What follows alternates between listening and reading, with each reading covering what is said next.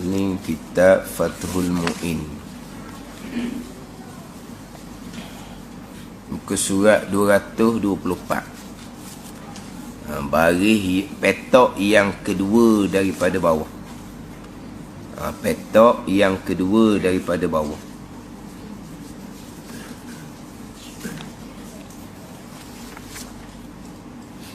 Qala al-muallifu rahimahullahu ta'ala wa nafa'ana bi'ulumihi amin.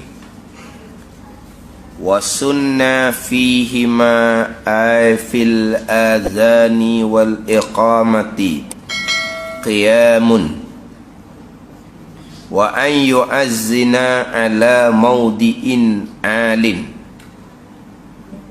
Sunat di dalam azan dan iqamah berdiri. Sunat berdiri ketika azan dan ketika iqamah, sunat berdiri. Sunat berdiri ni bagi orang yang kuasa lah.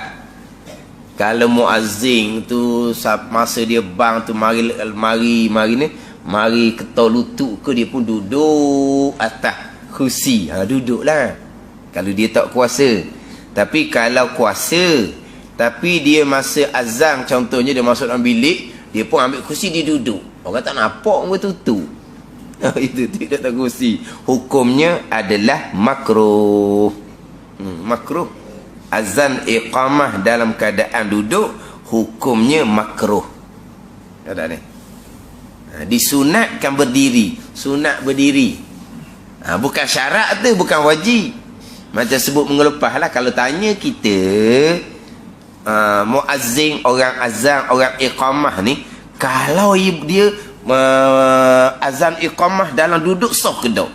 Berkali kita nak kata ke tak sah dah berkali. Sah mana? Tak ada terbilah buat Betul tak ada terbilah buat. Tak ada terbilah azan iqamah duduk, tak ada. Cuma nak tanya, kalau adalah takbilah hak segar, tiba-tiba dia duduk, sah ke tak? Kan? Berat nak kata tak sah tu. Sunat berdiri tu sunat. Duduk hukumnya makruh. Ada ni. Azan iqamahnya sah. Tapi cerita di sini orang kuasalah. Kalau memang tak ada dah muazzin dia je, walaupun dia tu ketok-ketok dah lututnya, tapi lutut dia ketok, suara dia sedap. Maknanya suara dia macam orang segar. Tuang tu mayang pun duduk dah. Mayang duduk dah tuang ni, tapi dia kata suara tu gagah. Suara gagah. Tak tengok orang hak terlantar, suara gagah kau. Hak terlantar tu, hak tu marah kat orang tu, kurang terlantar dah, gagah tak suara dia? Gagah. Suara gagah. Jekoh, jerengging orang ke? Pada jerengging.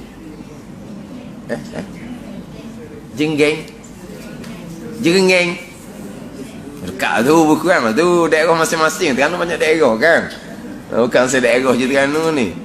Jekoh, jerengging orang ke dah. Suara kuat. Makan suat. Tak boleh dia suara. Atau kata ada tu bila memang tengok dia tu tak larat, tapi masa dia bang macam orang segar dah. Iya ikut lepas, tak ada orang lain.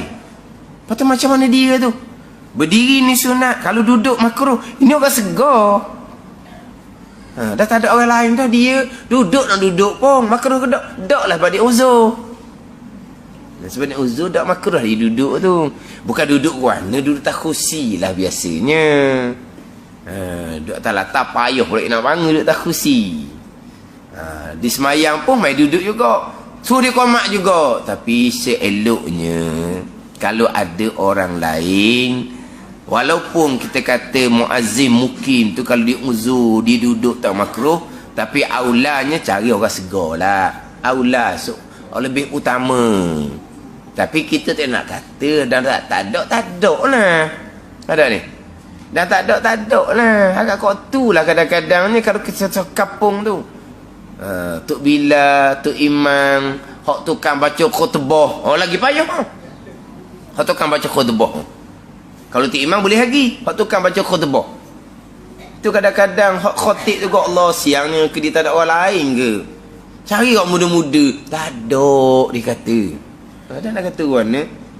Nah tua dak rok dah nampak dia baca khutbah. Time semayang orang yang dia tu imam lah. Dia tak dia tu imam. Tak sihat dah. Tapi dia juga baca khutbah. Kata siang, tak ada orang. Kalau tak baca tak ada dia kata. Nah tu tempat tak ada orang nak kata orang ni.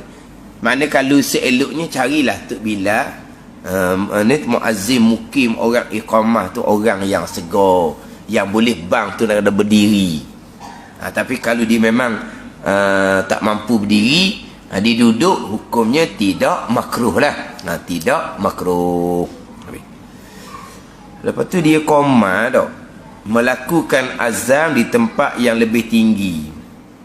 Dia di situ dan sunat berdiri dan sunat bahawa melakukan azan di tempat yang lebih tinggi. Dia gitu. Jadi dan situ tu sunat lain pula tu. Yang pertama sunat berdiri. Yang pertama sunat berdiri. Sebab apa? Sebab Nabi perintah, ya Bilal qum fanad. Wahai Bilal, berdiri dan seru oleh kamu. Ni. Berdiri. Kemudian disunatkan bahawa melakukan azan tu di tempat yang lebih tinggi. Sebab apa? Sebab bila tempat tu lebih tinggi, maka suaranya lebih jauh. Sekarang ni bukan azam tempat tinggi, speaker tempat tinggi, cukup lah. Dah ayah dah kata muazzin panjat tu kan, dia nak pergi ke menara tu kan, ada tangga kat tengah tu kan, lelah lah Tok Bilal nak panjat naik atas menara, dah turun Tok Bilal, gaya Tok Bilal. Ni kalau dulu betul, kalau dulu memanglah cari tempat yang lebih tinggi. Kalau dulu sebab bila tempat tu tinggi, suaranya boleh pergi luar. Lepas tu dulu naik atas menara menobang. Kalau dulu, kita sekarang dah ayah dah. Sebab apa? Sebab suara tu boleh tempat tinggi dah. Kadang-kadang berlawang mana-mana masjid surah, berlawang. Siapa hak speaker lebih tinggi, kadang-kadang hak tempat jauh tu berasa macam dekat je. Hak dekat berasa macam jauh. Sebab dia tanding speaker tu mana hak tinggi. Ini kalau dulu lah. Dulu disunatkan azan atas tempat yang tinggi. Walau lam yakun lil masjidi manaratun sunnah bisathihi summa bibabi.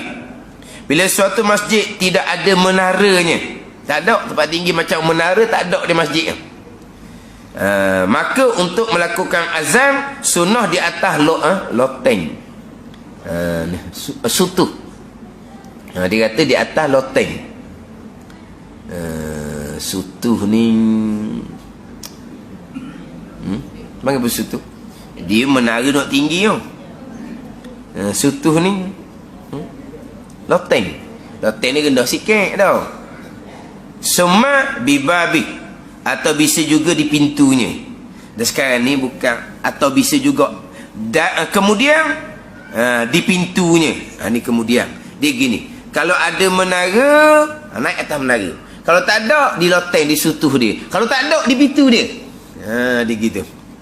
Dia mana atau sini, bukan atau ni. Summa bibabi. Dia punya menara tak ada. Dia punya loteng pun tak ada. Pintu. Pintu. Padahal dia bukan tengah masjid. Pergi pintu lah.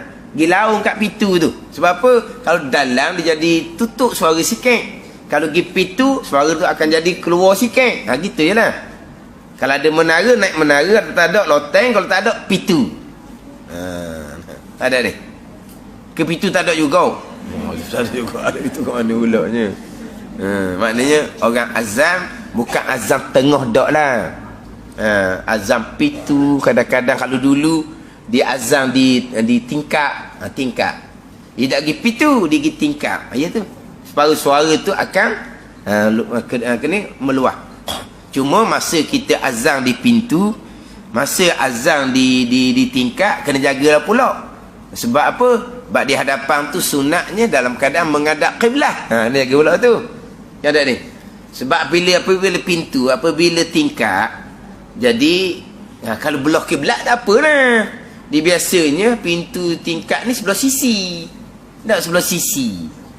Jadi sebelah sisi ni kita sunatlah kita azan di pintu di tingkap. Tapi jangan lupa kita sunat menghadap kiblat. Kena jagalah dada kita daripada berpaling daripada kiblatnya. Kena dalam keadaan menghadap kiblat. Sebab di hadapan tu wastiqbalun lil qiblati wa kuriha tarku. Sunnah menghadap kiblat. Kalau tidak menghadap kiblat hukumnya makruh. Sunnah menghadap kiblat. Ada ni. Jadi makna kalau duduk pintu duduk tikak tu kena pastikan dalam keadaan kita tu menghadap kiblat. Kita azan iqamah dalam keadaan menghadap kiblat. Kalau azan dan iqamah tidak dalam keadaan menghadap kiblat, hukumnya adalah makruh. Tapi azan iqamah memanglah dalam keadaan menghadap kiblat. Memang dalam keadaan menghadap kiblat. Tak ada orang di azan iqamah tidak menghadap kiblat. Semua orang memanglah dalam keadaan menghadap kiblat. Kemudian hak tidak dicerita dalam kitab ni, hak depan tu cerita berpaling ke kanan ketika hayya 'alas salah, berpaling ke kiri ketika hayya 'alal falah. Hak tak dinyatakan di sini di antara yang disunatkan kepada orang azan dan iqamah adalah suci daripada hadas. Itu sunat kau tu. Suci daripada hadas. Ada juga jenis tu bila dia pergi bang dulu, lepas tu orang ambil semayang. Allah kata pasal apa gitu. Dia pergi bang dulu. Dah disapa lambat ni, waktu cukup dah ni. Dia pergi bang dulu. Kalau ambil semayang dia kata ditambahlah masjid dia tu bang lewat seminit dulu, dia masjid lain nampak macam nak jaga masa. Nak jaga masa. Biar dia masuk waktu dia bang. Wuduk tu tak ada lagi. Tak apa, ambil kat gigi dia kata. Makruh azan iqamah dalam keadaan berhadas. Berhadas kecil. Azan iqamah dalam keadaan berhadas kecil hukumnya adalah makruh. Kalau berhadas besar lagilah makruh. Berjunuk mana wajib tak lagi gibang dah. Tapi bukan di masjid ni surah. Kalau masjid tak boleh nak masuk masjid pula. Lepas-lepas bang baru pergi mandi wajib. Tu bila gibang dulu. Ni surah lah. Kalau masjid orang berjunuk nak masuk pun tak boleh dah. Mana apa? Sunat azan iqamah dalam keadaan suci daripada hadas besar dan suci daripada hadas kecil, suci daripada hadas besar. Itu sunat. Tidak menjadi syarat. Sebagaimana berdiri, sebagaimana menghadap kiblat, sebagaimana tidak berkata-kata ketika azan dan iqamah tidak menjadi syarat. Cuma sunat jua. Sunat jua menghadap berdiri, menghadap kiblat, suci daripada hadas dan tidak berkata-kata. Di antara lafaz azan iqamah tu tidak berkata-kata. Tu hanya sunat jua. Kalaulah tidak berdiri, duduk, tidak menghadap kiblat dalam keadaan berhadas, tiba-tiba ketika azan dan iqamah dicakap tengah-tengah tu, hukumnya adalah makruh. Dia tidak menjadi syarat bagi sahnya azan dan iqamah. Tidak menjadi syarat bagi sahnya azan dan iqamah. Jadi hak masalah berdiri memang untuk bila berdiri, kiblat memang untuk bila menghadap kiblat, tidak berkata-kata memang untuk bila tidak berkata-kata ketika azan dan iqamah. Tu kalau buat semua jadi makruh belaka. Cuma inilah hak suci daripada hadas. Hak suci daripada hadas ni memang ada hak peseng gitu. Memang ada peseng dia azan dulu. Qomat tak ada lah. Ambil semayang tak ada qomat tu. Qomat dah kena berhadas kecil tak ada. Sebab dia duduk belakang tu imam, jadi makmum. Tahu kan, dia berhadas kecil. Hak biasa berlakunya berhadas kecil adalah ketika azan. Ketika azan. Memang ada setengah tempat panggil dia gitu dah. Dia gebang dulu siap-siap, boleh ambil sembahyang. Kalau kata sekali-sekala tu mungkin dia berhadas ketika di tengah azan. Dah bang ni kuat kan, sudah bawa belakang tu keluar. Dah sedar. Dah atas ni kuat, bawah ni keluar. Tu lepas selesai dia bang, dia ambil sembahyang lah. Ni dah memang dia tak ada sembahyang. Memang dia sapa. Oleh kerana waktu ni cukup, kalau dia berhenti ambil sembahyang, jadi waktu lambat dia kata. Tak boleh jadi kata dia. Orang lain bang separuh, kita baru bang. Koma masjid kita tak jaga waktu. Hari nak penting jaga waktu. Dia tak ada sembahyang, dia tak apa. Memang dia tahulah bukan syarat sah, tapi makruh. Ada kerja gitu, ada kerja. Tak kerja dalam keadaan dia azam dan kadang tidak ada, dia kadang berhadas. Sebab Nabi kata la yu'azzinu illa mutawaddiun. Nabi kata la yu'azzinu illa mutawaddiun. Tidak azam melainkan orang yang ada wudu. Tu. Tidak azam melainkan Nabi kata orang yang ada wudu. Mana apa sunat azam, sunat iqamah dalam keadaan suci daripada hadas.